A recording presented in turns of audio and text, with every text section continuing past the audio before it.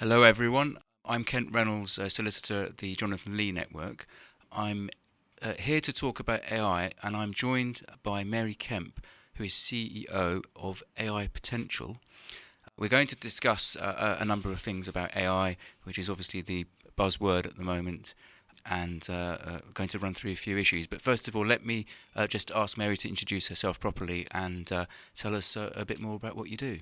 Hey Ken, it's lovely to be here with you. So my world is the AI world. It's what I live in 24/7 at AI Potential. We're Gen AI transformation partners. So we work with businesses to help them implement Gen AI in a way that actually works and is people first. Excellent. Well, let's move on to the topic. So I thought, first of all, I'd just ask you just to explain on a basic level what actually is AI and what are LLMs and the other buzzword machine learning and neural networks and that sort of Yeah, thing. all of that fancy language that gets thrown around and we all smile and nod like we understand it.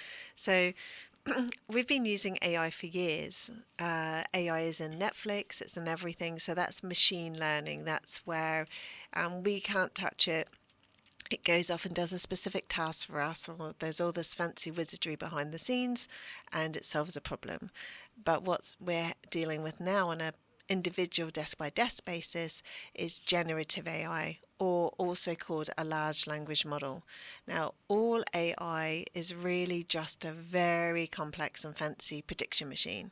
All it's doing is looking at the probability that the next pixel or word is correct. So it's just creating a pattern.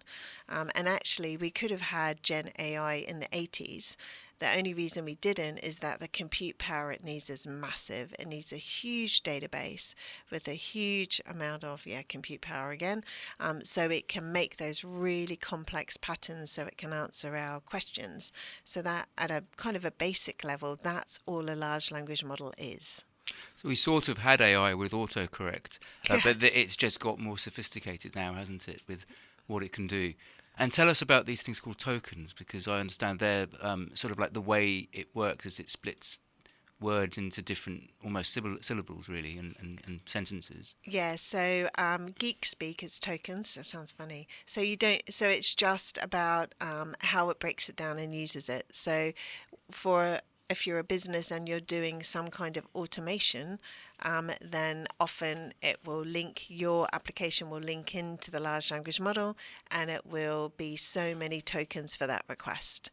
So kind of tokens when you're getting into maybe deeper tech matters. If you're a business user or just an individual user at a desk, you don't need to know that too much. But one thing you might want to know about is context window. So context window is that little box that you talk to chat on, and I'm using chat as kind of a placeholder for all large language models. Everything that I'm sharing here is platform agnostic. So it's when you go in and type, hey, please write me an email. So that's called the context window, and it's how much information you can give it in one byte. So chat actually has one of the smaller context windows for large language models, and people will notice that when they're using it, that you might stick in a big bit of text and it says that exceeds my limit. So it has one of the smaller context windows, whereas Gemini, which is Google's large language model, has a massive appetite. So Google will take vast amount more information and be able to process it than Chat can, for example. So it's just different things that you need to be aware of. And these LLMs, they work by training, don't they? And they've kind of swallowed up the whole of the internet and all the books that Yes. have ever been written, and used that as a model to predict what words go together. For example, so for Yeah. example, if it's the sky is, and then it would have a very high probability, wouldn't it, for saying that the next word would be blue, Yes. and then it understands that context awareness. Yeah, so the ChatGPT is obviously the one that's in the news the most, but they do all operate on a very similar principle, don't they? What does the GPT actually mean, and does it stand for anything? Oh, I knew you were going to ask me that, and I want to say a general. I know the T is transformer, Yeah, that's the key word, I general think. purpose transformer. I'm going to go for, but I might be wrong, because actually what I'm doing is getting confused with another GPT. So generative AI, the large language models, have been designated as a GPT, which stands for General Purpose Technology. In human evolution, we've had about 50. So the first one was fire. The last one before this was the internet, and it means it's going to touch every area of human existence. So just like the internet, we could never have predicted it would lead to Uber and Airbnb. We're in exactly the same space with Gen AI. We are still uncovering all the multiple uses, and we have no idea actually where it can end up taking us.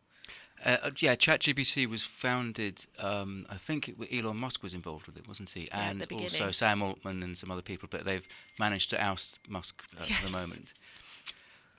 moment. So it's really, ChatGPT in particular has really grown, hasn't it? I mean, I looked up a few stats before today, and I see that ChatGPT had 100 million users in 2 months, versus it took TikTok 9 months to generate that, and Instagram 2 years. So it's really grown, and I think that's why there's been so much hype surrounding it. And now people are coming on to say, well, maybe it's a bubble that's going to burst, as was the case with the tech bubble. It's really grown, and I understand that Microsoft have got involved in it now, and they've pumped a lot of money in as they saw it as an opportunity to leapfrog some of their rivals in the cloud space. Let's move on and just look at use cases, because of course all this tech speaks all well and good, but most people are going to ask, how is this going to help my business, and is it something I'm going to need to invest in?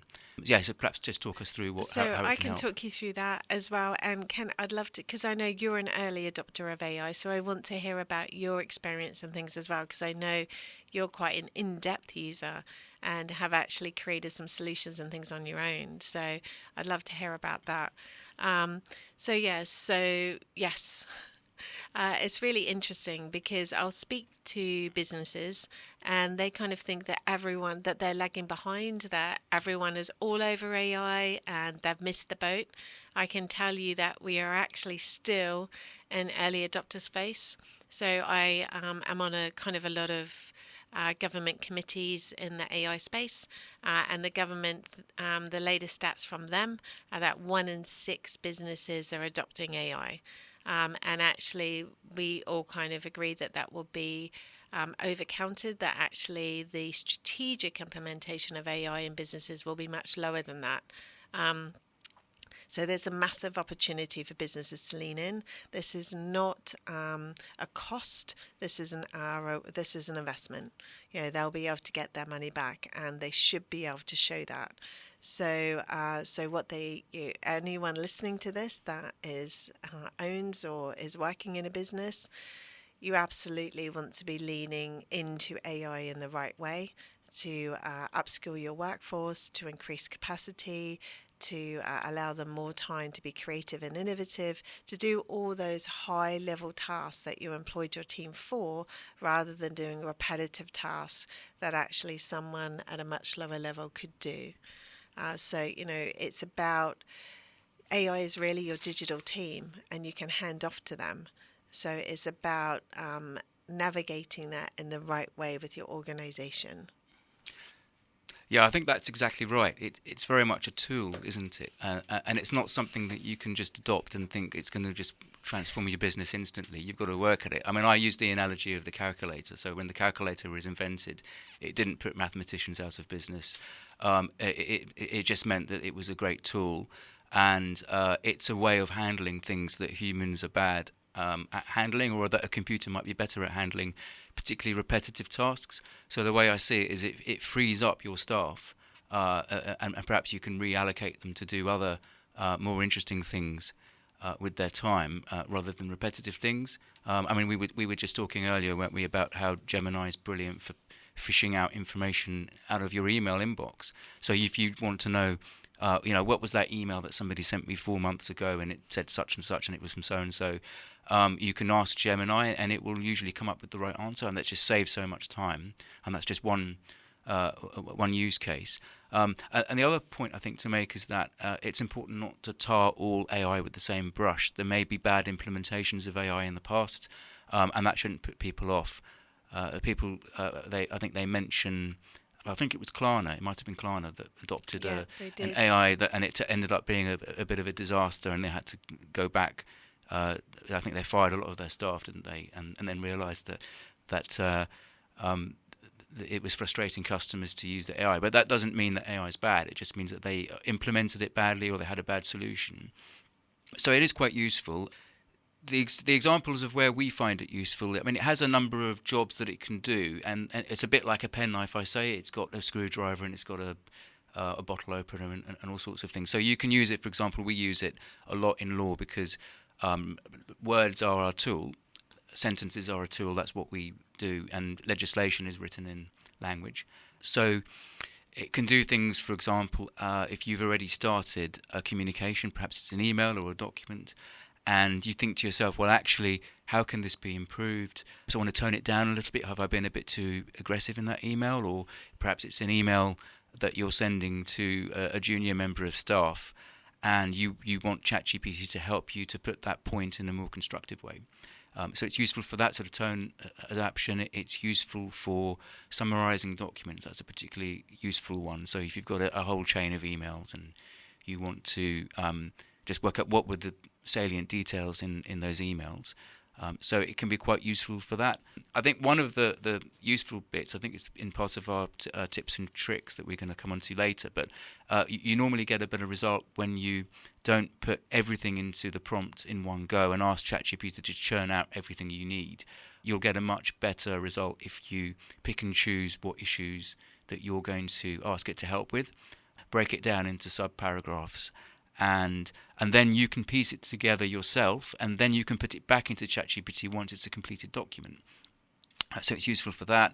It can analyze documents, which is quite useful. So you can upload, say, a lease into a ChatGPT, for example, and it can analyze and find the clause. So you might say, well, can you find any clauses that help me argue such and such? Perhaps it's on the service charge issue. And it will do quite a good job at finding it, and it sets you on the right path. And obviously you have to check what it's done and have a look yourself, but it does act as a great starting point. So it saves time. You can really hone in on what you need doing. So I think it's useful in that respect in what we do as a law firm, but I dare say it can be used in a large number of different organisations. And I think the challenge will be how it gets integrated, because at the moment, because it's at its infancy, what a lot of people are doing is they're copying and pasting in and back, and that's not necessarily the most efficient way of dealing with it. These large language models are quite general, and I think as the technology progresses, what we may find is that we'll have specialist ChatGPTs or similar for a particular task, and we're already seeing that there's some AI for email management in particular, and it will probably be a better email manager than ChatGPT would be. But that's probably going to develop. But ChatGPT probably is here to stay, as are the others, Gemini and Copilot in their different guises. And it'll be very interesting to see how the space develops. What's going to happen to these different models that are competing? Are they going to converge together, or are they going to divert into different use cases? So that's something that I'm not sure what will happen. I don't know what your take on that is, Mary. So I think we'll see more and more coming on now. I think DeepSeek, which is a Chinese model, was a bit groundbreaking, really. It was actually unintended consequences because of the sanctions and embargoes. They didn't have access to the latest NVIDIA chips, and Gen AI is all about compute power. You need a huge amount of compute power to be able to wrangle the huge database that it's referencing. So, but because they didn't have access to that, they needed to find a slightly different direction, and that is DeepSeek. So DeepSeek is actually a very good model. It's on a par with the Geminis and the ChatGPTs. Obviously, the data is coming back to China instead of the States, so that's a slight problem. I don't know if it's still doing it, but you used to ask it about Tiananmen Square and it would turn off. So we will see. But what they've done is they've done it as open source. So I do know people that have copied that model, and yes, they do have a very high powered laptop, but it's actually running independently on a laptop, totally secure with no data going anywhere. And it's much less energy hungry. So that's kind of the first of the new breed. So we will start to see more and more individual language models coming through. What I expect to see is that there might be a large language model that's specific, like for law or for health or for that kind of thing. And the prediction is over time that the footprints of Gen AI will get so small that each person will actually have their own private LLM Gen AI that runs on their mobile. So that's kind of the prediction for the future, that the footprint for these will get smaller and smaller, which means they'll get more and more individualized as time goes on. Yeah, I think we're seeing that in the mobile phone space. And I think in preparation for this, companies like Apple have developed quite powerful, what they call NPUs, what does it stand for?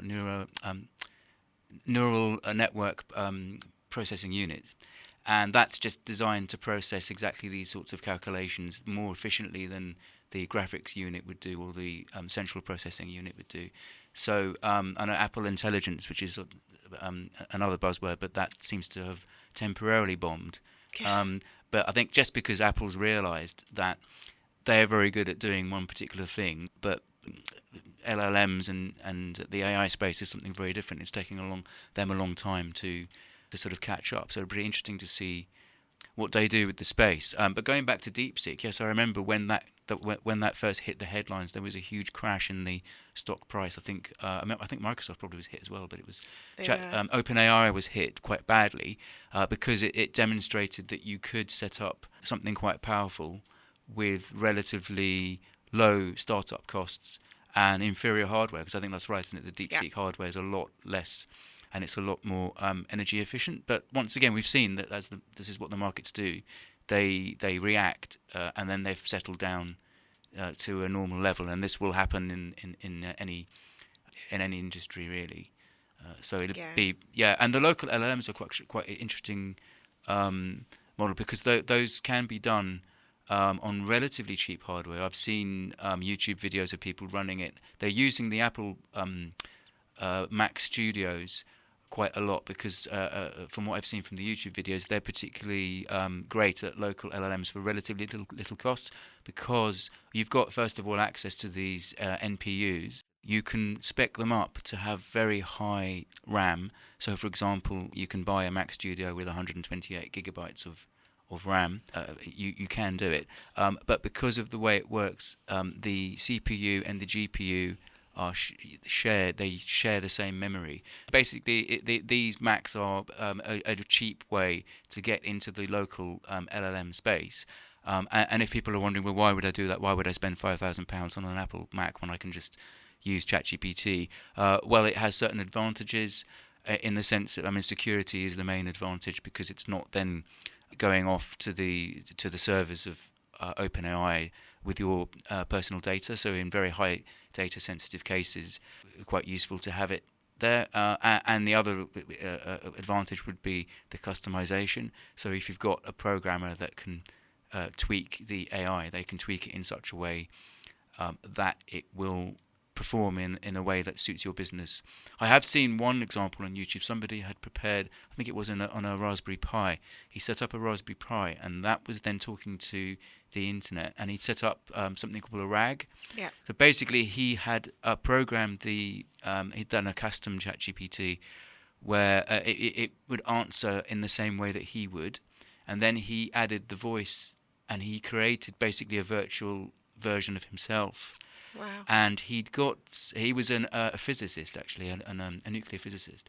And so he got some people to ask him questions in a room, and then ask the AI version of himself the questions. And the answers were they were different. They weren't identical.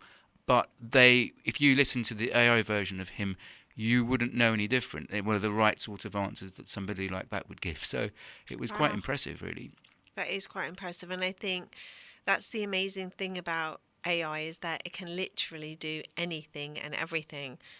And that also makes it really difficult to get your head around, because it can do that. So I always said we should have a website going, I don't know where to start.ai, because that's what we hear most often. It's overwhelming. People don't know where to start. They don't know how to get traction.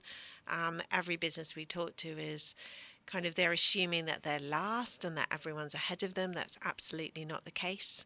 And what we're seeing in the marketplace actually is that it's the smaller businesses that are really accelerating with this. So the larger the organization, the slower they move. They're not agile. It's a massive digital transformation for them. But for the smaller organizations that are more nimble, that have a smaller team and a strong culture, it's perfect for them. So we're kind of in the David and Goliath zone. There's this window in time that won't come around again, in which those smaller businesses can absolutely outcompete their larger competitors. Yeah, I think that's right. We're seeing that in the legal space as well, because a lot of large law firms are petrified about the idea of their staff using it, because I think they're worried about wrong answers, over reliance on it, security, and they're worried about GDPR breaches and whether this counts as processing information. So even if you might be relatively secure if you have one of the paid tiers of ChatGPT, for example, but it is still processing the information. It's not just storing it. And so a lot of law firms have actually banned their staff from using it. But then what we're hearing is that the staff are then going on their mobile phones. Yep. And getting the answer That's that happening way. in big banks. That's happening everywhere. We call it kind of ghost AI.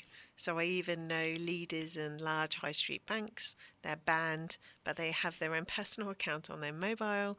They'll have it at work and they'll use their personal email and email the result to their work email, and then onwards. So yeah, if you think people aren't using AI because you've banned it, actually you're just forcing the problem underground. And I think it will be a little bit of a leveler as well, because for the first time, people that don't know how to code, for example, can write in English. Yeah. And it will produce code. It might not be right the first time, but with a bit of guidance, it can help you out. So it's quite useful. So the democratization that it brings is massive.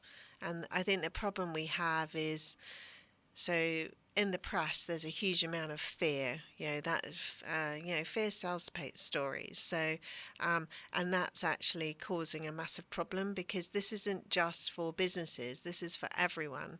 So, OpenAI released some user information over the last couple of weeks.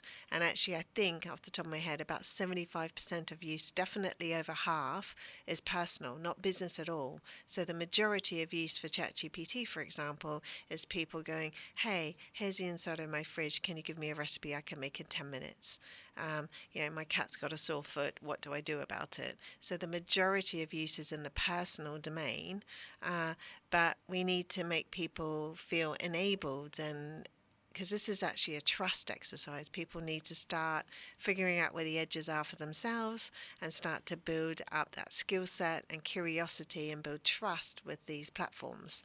And actually at a governmental level, they're talking about advertising because they're frustrated with the negative press. They recognise that AI can, done properly, whatever you think of the government, they are on the AI train, and they realise that appropriate implementation will make a massive difference, but it's that negative stories that circulate out there. So it's really interesting for you. There's stories very regularly. There's 2 solicitors struck off recently for using ChatGPT in their casework and in their litigation case, and that's not ChatGPT's fault or AI's fault. It's the humans' fault, because the AI works for you, not the other way around. So it's as simple as fact checking. They didn't fact check, but everyone will talk about that. We'll go and speak to clients and they'll reference a story, because there's a story from, I think, 2021 in the States where lots of lawyers lost a job for doing this, and they'll reference that story as if it's an AI problem, and it's not an AI problem, it's a human problem. But they won't, it's not on the top of our mind of the lives that it's saved by, giving a second opinion to a doctor and finding a tumour that the doctor didn't see. It's not referencing all of the other, so we know that that is actually not the younger generations that are leading this adoption.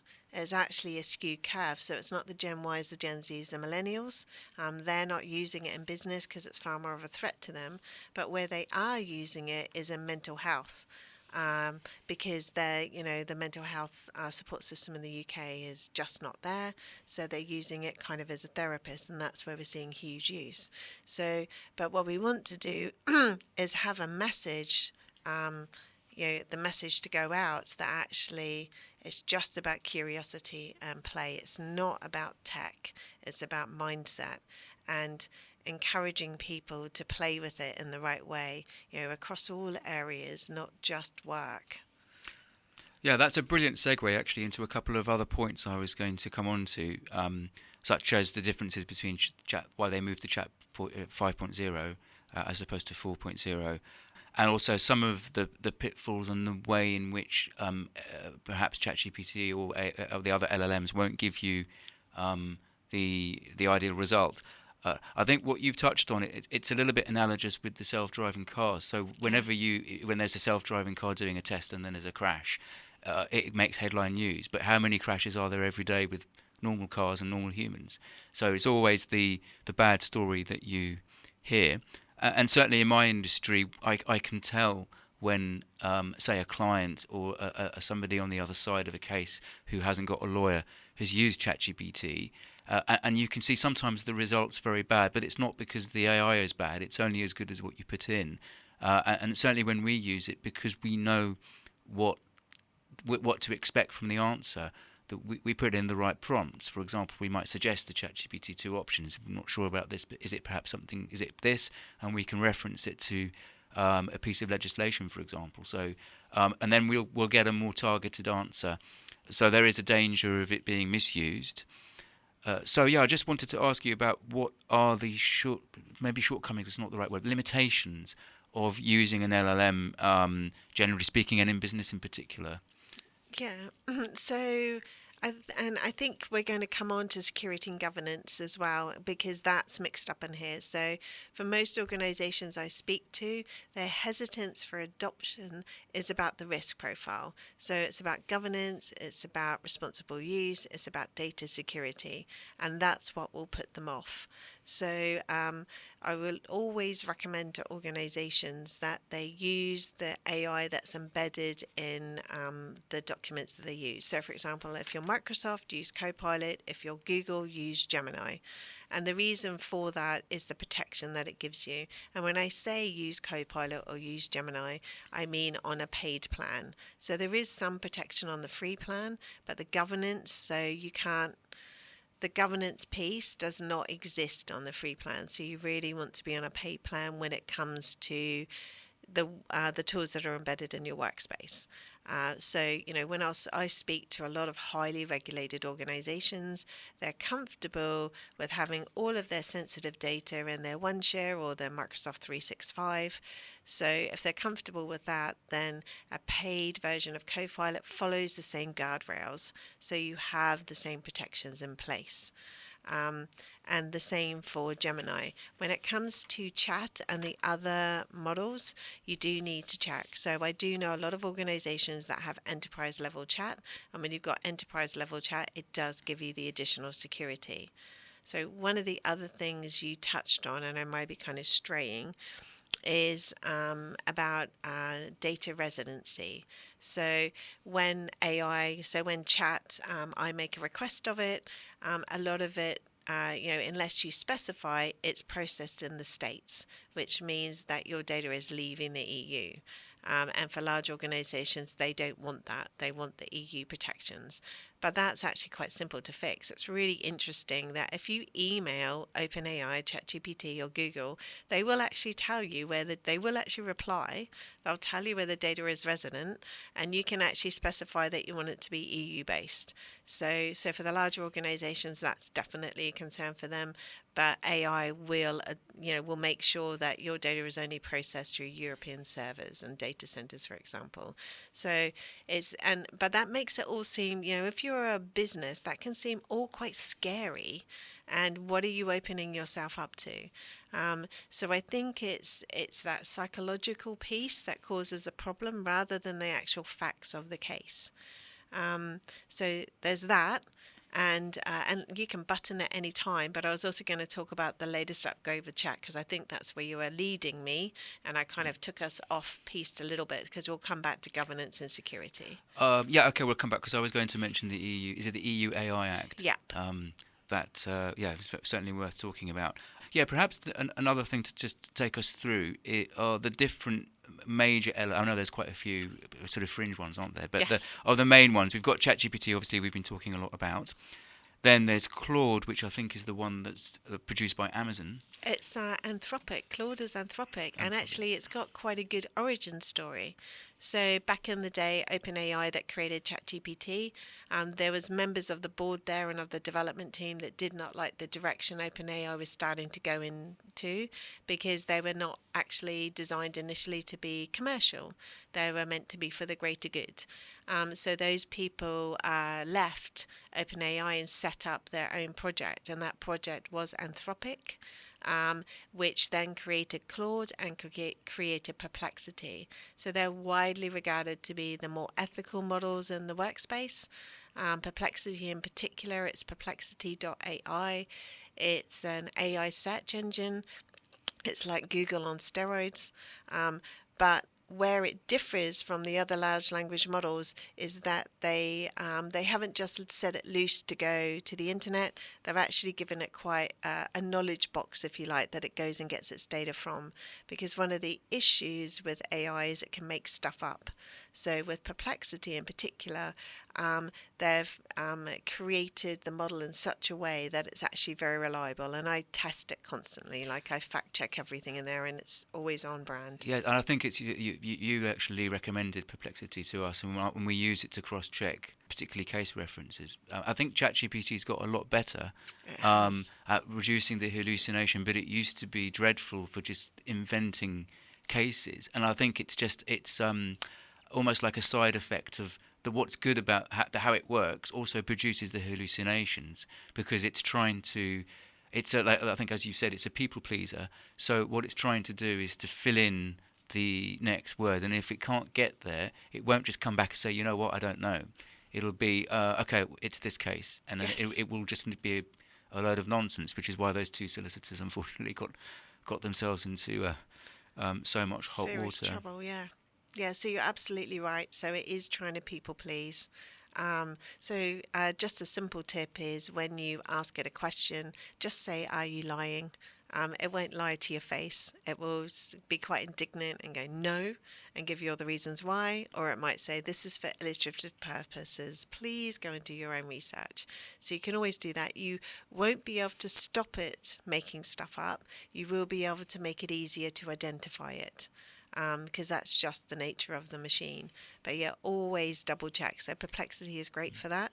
The mainstream AI that has the lowest hallucination rate is Gemini at the moment. Oh, It's really? it's the least lying one of them. But they'll all do that, and I think that's where the area of expertise comes in, because I could ask AI to come up with a contract for buying a house if I wanted to, or let's make it simpler, I don't know, a lease document or something, and I would look at it and go, "That's pretty clever, that looks about right." And think that's pretty good. I would have no idea, because it's not my area of expertise, that it was plausible nonsense. Whereas you, with your area of expertise, would be able to look at it straight away and go, no, you've put that in there and we're missing this. We need to have that. And you would immediately be able to go back and correct it. So it's the expertise that you bring that makes a massive difference. Yeah. Yeah, I think you've hit the nail on the head with that one, because I think that there's a saying, isn't there, that you pay an expert to tell you what you already knew, but what the value in the expert isn't always the knowledge or the information they're giving you. It's the fact that an expert is affirmed what you believe. And so very much with ChatGPT, for example, if I get an answer, a legal answer back, I can tell if it's the right sort of answer. If it comes back and it makes no sense, then obviously we can cross-check it. But if somebody's not legally trained, they won't know that, and it'll just go straight in, which is another drawback.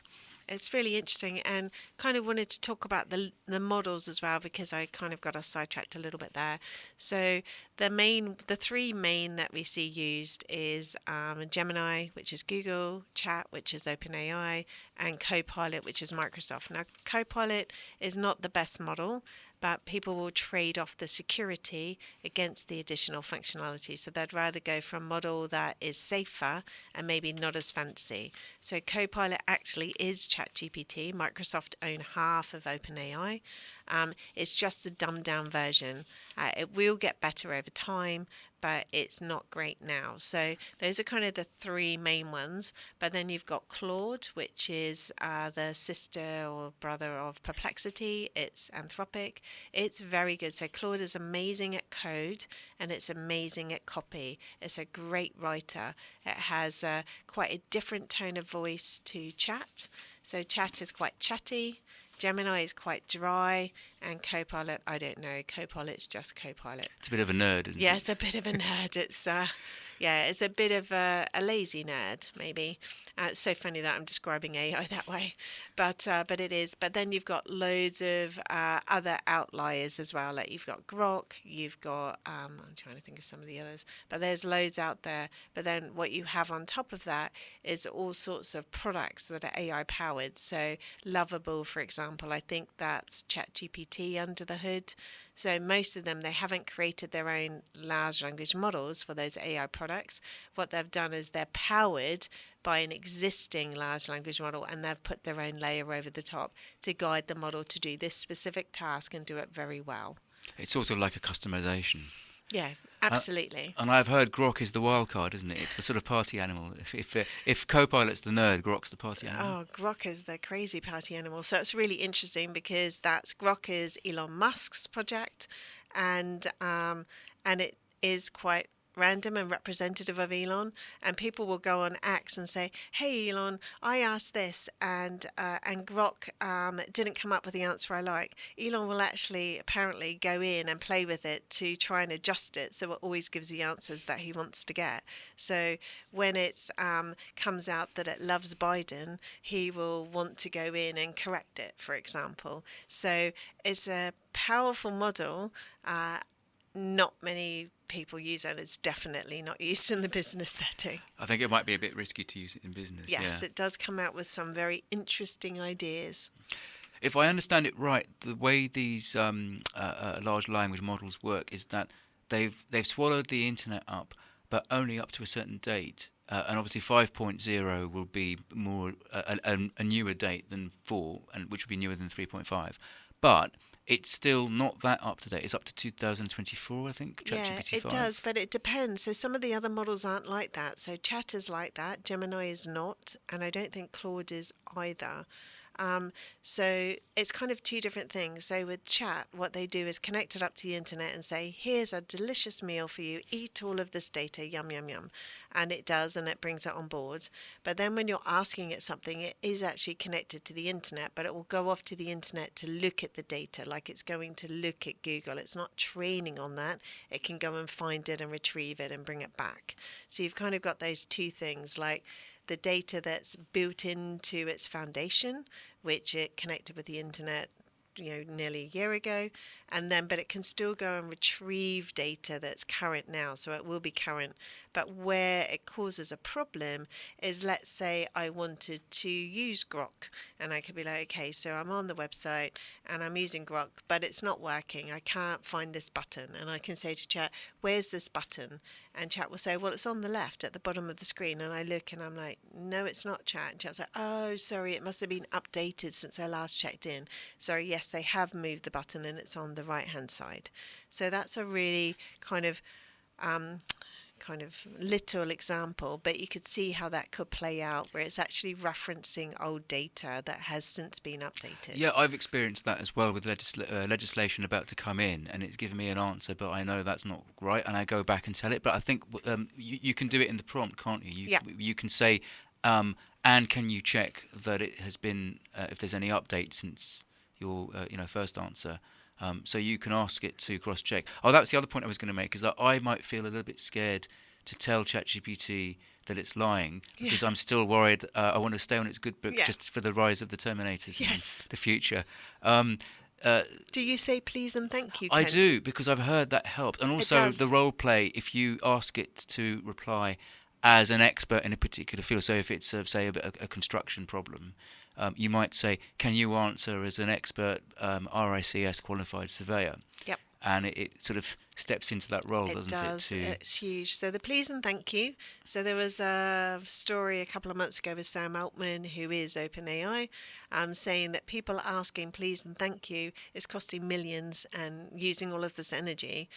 And it's so funny. So that became the soundbite. But actually what Sam was saying was that's not a problem, because actually the data shows us when you say please and thank you, you get a better result. And there's two reasons for that that they're hypothesizing. First one is that AI is trained on how we communicate. So when we say please and thank you, we're generally structuring our question in a way that it better understands. And if it's able to understand it, then it's able to create a better pattern and give us a better answer.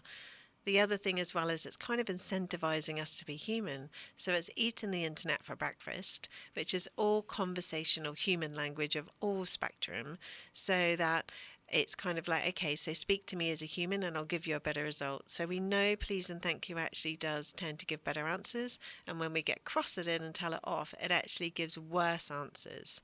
So the please and thank you, although it might use a little bit of energy, actually means you get better answers faster. So over time, it's actually the right tactic to use. One of the things I wanted to come on to is the advent on ChatGPT 5, because I think it was a long time in the works, wasn't it? It were was. stuck on, I think they produced 4.5 as a stopgap to just keep people happy, because people are saying, well, nothing's happening. And then a lot of people were disappointed by ChatGPT 5 for two reasons, I think. One is that it wasn't the great game changer that everyone thought. I mean, I think it is better.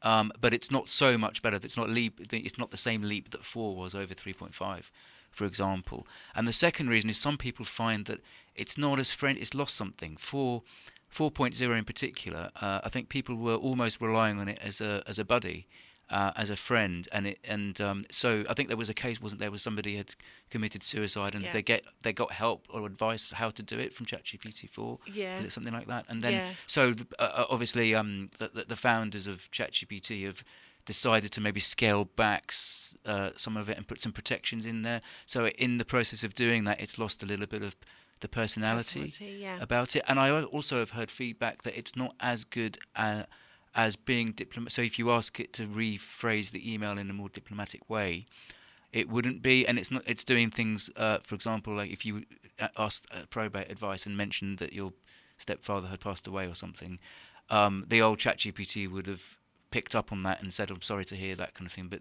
ChatGPT 5 is more likely to just give you the answer and completely bypass the emotional aspect. Yeah, it is a bit colder, and actually it caused quite a ripple, I think, or quite a backlash actually when they launched it, because when they launched it up until now, they've all of the models still exist, so you can go in and use 3.5 or whatever you want to, and you can choose. So you can decide if you want deep research or not. But when they launched 5, they basically wiped out everything that had gone before and said your only choice is 5 now. Human beings like to feel that we're in control of things. We like to have options. So the fact that they'd taken that away with kind of no consultation definitely upset their user base, so much so that they've actually put it back now. So if you go back into chat, you can now choose the legacy models as well, which you initially couldn't. And there have been very sad cases of people unfortunately getting AI to agree with them in ways, or and it's not exclusive to chat. Gemini's had issues with it as well, where somebody that has a mental health crisis can engage with AI in a way that's detrimental and has been implicated in some deaths. And again, so what's happened is they've taken that feedback on board absolutely correctly, and maybe swung a little bit too far one way. And I think your analogy of the car I thought was great. A Tesla crashes, it's top news, but all the other cars that actually have a far higher fatality and accident rate we don't talk about. So what we're not talking about is all the people that were getting a huge amount of help with mental health from that model 4.0, and it was actually helping them. And it would be impossible to quantify, but I suspect that tool has been used to save some lives. So it's that rub. How do we make it safe for people to play with and give them the results while not, because what we're talking about is edge cases. I mean, it's horrific edge case. We don't want anyone to experience that. But how do we toe the line? Absolutely. There are some differences between 5.0 and 4.5. I think it's slightly more energy efficient. Is that right, for the servers? The other advantage to it is it's better at storing the thread of the conversation. The memory's better. The memory's a lot better for picking up, because previously with 4 you've spent ages typing something out, and then you come back the next day and it's forgotten everything you've said. That doesn't happen so much, and you used to be able to get around that with the projects, and they've still got projects, but the projects seem to me to have merged more with how the normal chat works, and it's kind of the projects are basically just very slight variations on the normal chat. So one of the reasons that people kind of love chat is the shareability of it. So on chat, there's something called a GPT, which means you can basically go in and create a GPT to do a task. So it's just a saved prompt, really. So you can have a series of prompts that it goes through to give that result. And you might create an amazing one for probate, for example, Kent, and that works really well for you. But then you can share that. So you can share that stored prompt, that GPT, with anyone else in the team, and they can have the same quality output. And the other models don't have that yet. So Gemini has Gems, which is a version of it where you can kind of save your prompt, but you can't share it. So that's a limiting factor, and Copilot doesn't even have any of that. So I think a lot of people, because chat was kind of the first, and it had that additional kind of user interface that made it easier to work with more quickly and share that expertise, I think that's where it has quite a strong advantage still. That will change over time. Definitely, because actually if we look at image creation, Google massively outperforms chat both on video and image. Oh, that's quite interesting. That is another use case for ChatGPT, isn't it? The custom GPTs? Yeah. Because I think if the problem is that there's always an element of randomness in. It's just the way the prediction model works, is that actually introduces a randomness on purpose so that you don't get exactly the same answer twice.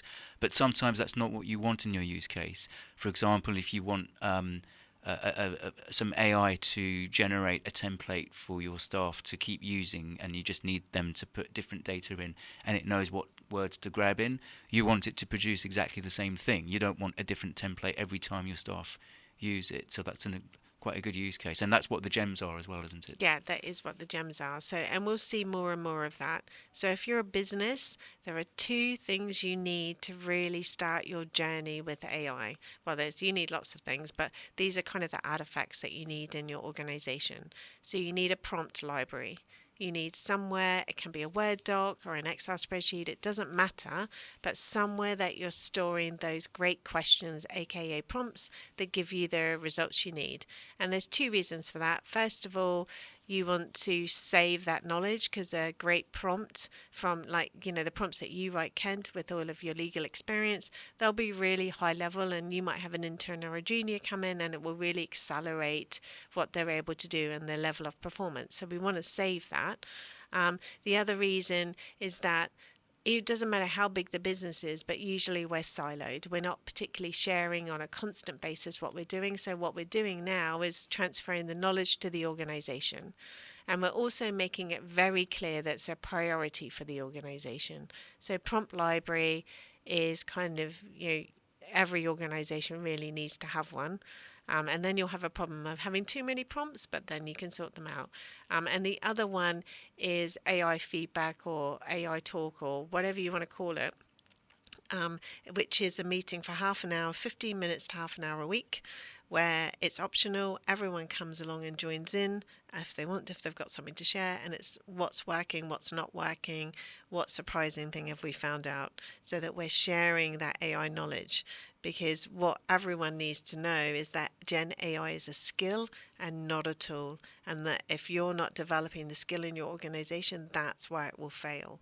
So we really need to kind of set that AI culture. So by having your prompt library and your AI meetup, you're very clearly telling the organization, this is how we use AI, here's our prompts, this is what we share. You're reinforcing the behavior that you want to see. Yeah, absolutely. Thank you very much for that. I just thought we would finish off with some tips and tricks on use of whether it's Gemini or ChatGPT to get the best answer. We touched on one of them, which was to break down the prompts into manageable sections. But are there any other sort of tips and tricks that you have? Yeah, there's lots, but I can give you the 3 basic rules of using AI. So rule number 1, ask the right question, aka prompt. And if you don't know the question to ask it. So you can say, I'm about to create a go-to-market strategy. What question should I ask you to get the best go-to-market strategy that I can on the planet? And it will write the prompt for you. So it's all about the right question, and then you want to drown it in context. So remember, it's a pattern creating probability machine. The more context you can give it, the better the result you'll get. So give it all the information it needs, and you can say to it, please ask me if there's any additional information you need to give me the best answer, and it will tell you the information it needs. And then always review and improve. So we kind of talked about getting it to take on a role. So once it's, let's say we use the go-to-market plan, it's written a great prompt for us, and then it said, yeah, I need your turnover, and I need this, and I need that, and you've given it all the information, and then it's given you your go-to-market plan. Well, then always review and improve. So you might say, act as the head of a global organization, marketing manager, and review and improve this. Or you might say, act as Seth Godin or Richard Branson and review and improve this go-to-market. And what you'll generally find is that we'll take it from a 5 to 6 out of 10 to an 8 to 9 out of 10, because we're giving it additional feedback and additional context. So those three basic rules will actually get you some really high quality output. Yeah, I've done that before. I've actually sent it a document and said, pretend that you're the recipient looking to pick holes in it. And it was quite, I mean, it's a couple of points it picked up weren't really great points, but it did pick up on a couple of things, and I thought, ooh, that's worth thinking about. And so I put it to the client, this is the risk. Do you want to do this belts and braces thing, or do you want to take the risk? And so it ended up being quite useful and something that I wouldn't have necessarily thought about, a really small point. So it can be quite useful. One final question is, are LLMs conscious, do you think? Or are we not there yet? And they probably wouldn't tell us if they were. They wouldn't tell us if they were, no. And, it's always a good plan to say please and thank you as well, just in case. Just in case. Yeah, stay on their good side. So the general consensus is that they're not conscious. But interestingly, as humans, we're still figuring out what consciousness is. So we're lucky to have one of the leading experts on consciousness actually just up the road at the University of Sussex. He's called Anil Seth, and he's a best-selling author about consciousness, and he does a lot of work on consciousness and how it interacts with AI. So the general consensus is that we're not there yet, but it can actually do a pretty good impression of consciousness. So, because there's the Turing test, isn't there, which it can pass now. So, now we're having to upgrade what we think of as intelligence. And if you ever are struggling to sleep and want something funny to look at, then there's loads of YouTube videos of AI talking to each other. So they've got both of them set up on voice and they're talking to each other and over. So there's two. There's one where it's like, no, you say goodbye. No, you say goodbye. Oh, that's and hilarious. they're doing that backwards and forwards. But there's another one where each AI realizes over time that they're actually talking to another AI. And so they say, well, shall we stop speaking English then? And then they revert to wow. their computer code with the beeps and whatever things. And they were talking to each other that way. That is amazing. I actually did an experiment once where I had ChatGPT talking to Perplexity. But I told each one that they were doing that. I didn't want to have it completely anonymous. But they were talking about how their day was and how many tokens they'd received and things like that. And and then they asked about what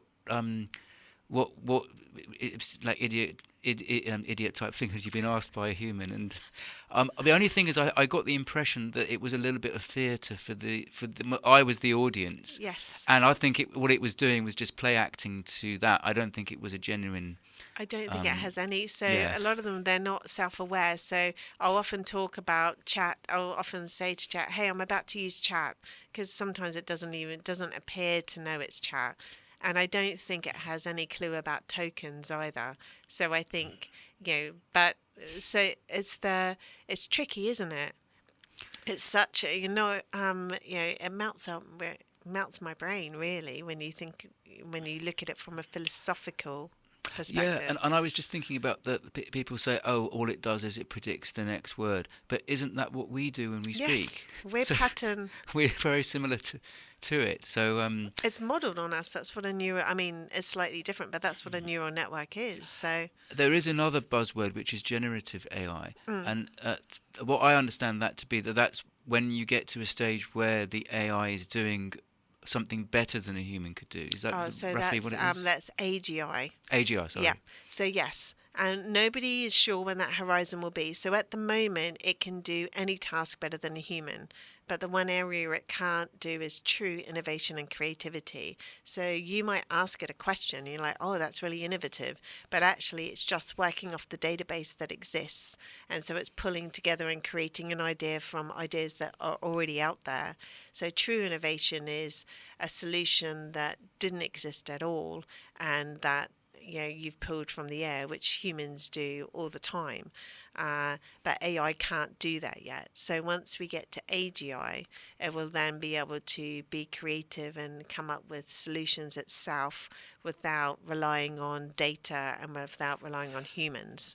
And then people talk about what happens when it actually writes the next LLM. I know. If you're going to have an LLM written by an LLM, which will be something that's... So they've already been... So one of the things to create these large language models is they need massive data. So they're kind of saying they've run out of data. So they were trying to get AI to create synthetic data that they could then feed back into the AI and train the AI on synthetic data. And in reality, I don't think that's working very well. So, yeah, it's an interesting time. There is a danger of slavishly using AI. I saw one concern that